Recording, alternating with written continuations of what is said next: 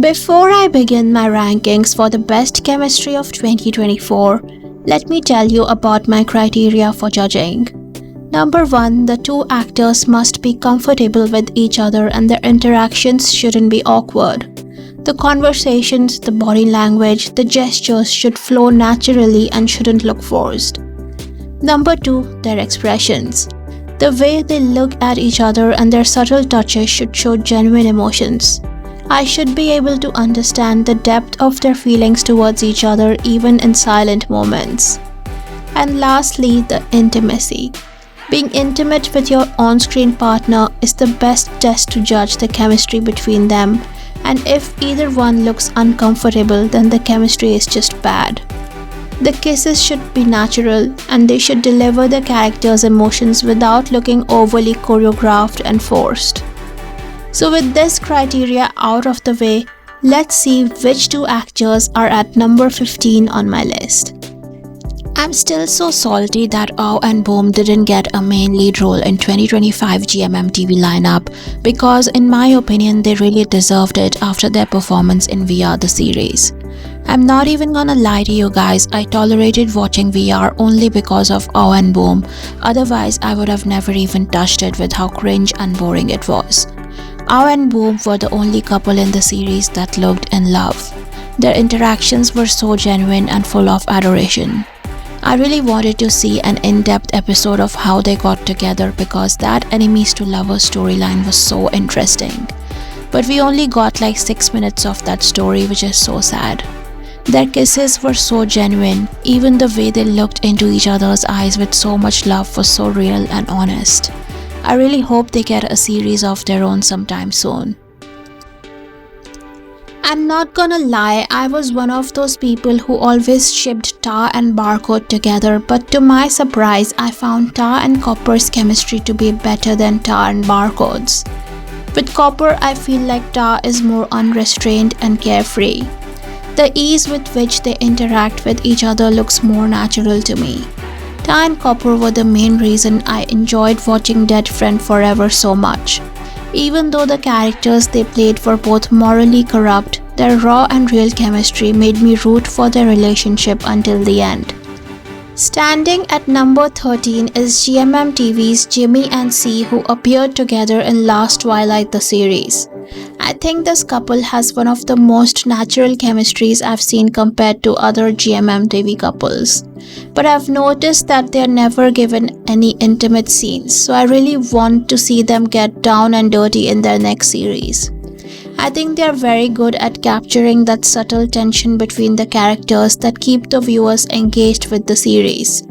Their characters had to be very vulnerable in the series and they both portrayed that emotion really well in my opinion. It wouldn't be an understatement if I say that First and Khaotang are the single most compatible ship in GMM TV. No matter what series they are in or what the story is, they pull you in with their charming chemistry and top-class acting. The beautiful thing about their chemistry is that they convey a lot of emotion through their eyes. The way they are able to deliver the feeling of the character just by a meaningful glance is a skill that is so difficult to master, but they do it so naturally. If First and Khao are in a series together, you already know it's going to be worth watching. Honestly, I can't see anyone portraying Kurosawa and Adachi as well as Tae and Neo. Their comfort with each other is always so palpable on screen and they really grasp the essence of Kurosawa and Adachi and adapted them so well into Thai sensibilities.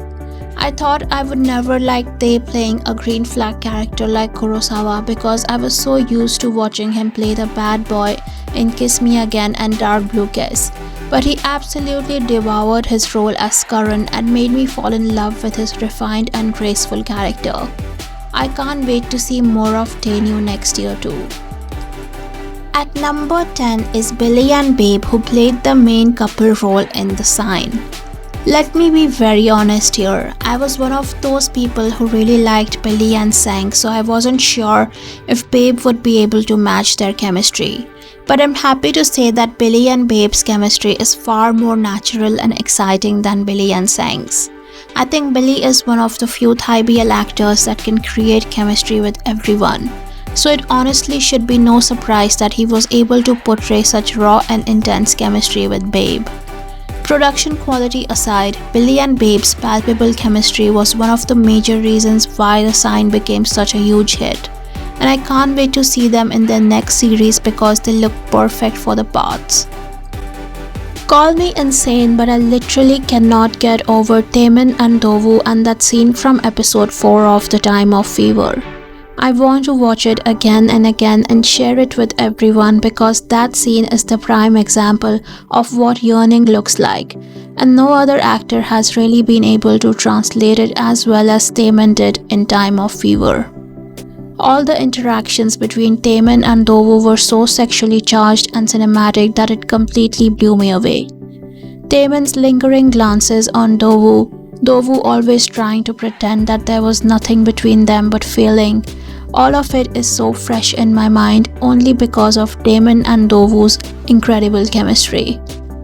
Ray and Yurai should win awards for how well they portrayed their complex, flawed yet beautiful characters so insanely well.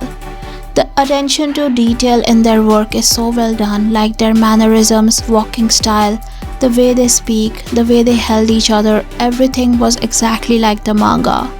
This is by far one of the most accurate adaptations of a BL manga I've seen so far this year. Their messy and imperfect love story touched my heart in more ways than I can imagine, and I can't picture someone else playing their parts because they absolutely crushed their roles as Hauren and Chihiro.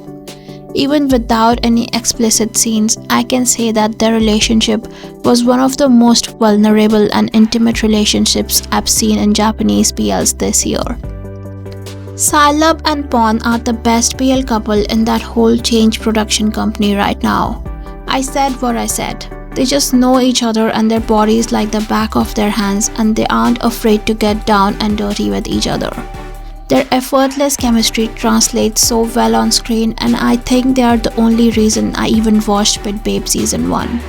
They are both such versatile actors and can embody a wide range of characters, which is such a rare skill to have in the Thai BL industry. Even though the story of the series Love No Long Beans was so basic, Psylub and Pawn made it so special with their spicy chemistry. I just love them together so much. I know, people love Namyoon Soo and Jin Ho Yoon together, and I do too, but you have to admit that the chemistry between Namyoon Soo and Na Yoon Woo was something special.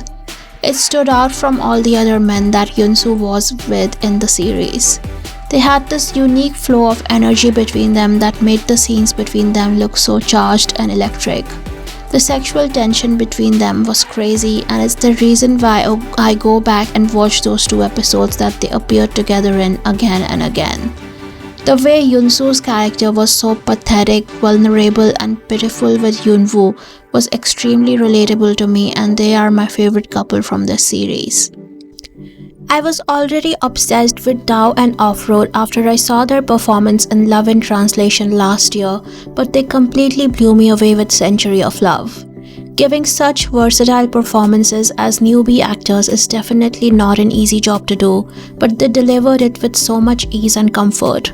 Playing a 100-year-old character is definitely not easy, but the way Dao embodied the grandpa's character shows his range as an actor, and even though the show didn't have any NC scenes, the chemistry between Dao and Off-Road was so magnetic that I didn't even miss any skinship in the show. I can't wait to watch their upcoming show next year. I know it will be epic. Baas and Fuez were definitely an unexpected pairing. I honestly would have never imagined them as a BL ship. But whoever chose to put them together in 4 minutes is a genius and definitely deserves a raise for this job. I was blown away with their powerful chemistry, and I keep hoping that we get to see them as a pair again in some show. They have such a unique manhwa-like dynamic that is like kryptonite to my fujoshi ass. I didn't know why, but I just love it when Baas holds Fuez's face in his hands. His big hands wrapping around on his tiny body is such a great sight to see. I might get hate for this, but I think they stole the show in 4 minutes and did a better job than Jess and Bible. Up and Poom are also an unexpected surprise, and I hate myself for being so skeptical of them at first. They served, they ate, they devoured their roles in my stand-in, and I cannot imagine someone else playing the characters of Ming and Jo, especially as someone who has read the novel. They embodied Ming and Jo and became one with their characters. To be completely honest with you, I still can't get over how toxic but still so enchanting their relationship was, and I keep going back to watch my favorite scenes. I can't wait to see what Up and Poom will bring for us next year. I'm buckled up and ready. Benjamin and Liu Dongchen stole my heart as Jiang Tian and Shen Wang, and I'm still waiting for season 2 so that I can watch them reunite and start their relationship again as boyfriends and not brothers this time. What amazes me is that even though there was no skinship or explicit romance in the show, it still managed to give me all the feels. The story transported me back to my school days where emotions ran high and connections felt so raw and real. Their hesitation to cross that thin boundary, the way they supported each other silently, all of it reminded me of Chinese BL Stay With Me that aired last year and was number 1 on my best BL list of 2023. I really want to see this couple again in something. And the award for the best chemistry of 2024 goes to none other than Kurt Huang and Chris Chiu. It's so crazy that the show aired in the beginning of this year, but I'm still so obsessed with them. The thing I love about Kurt and Chris is that they were so emotionally connected in the show that I sometimes forgot that they were acting. I was completely transported into their home and imagined myself as their little cousin, watching their dynamic go from brothers to boyfriends right in front of my eyes. Kurt and Chris set the bar so high in terms of chemistry that nobody could match their level of charm and authenticity this entire year. It's rare for Taiwanese ships to appear together in a different show, but I really hope that they do another BL together next year.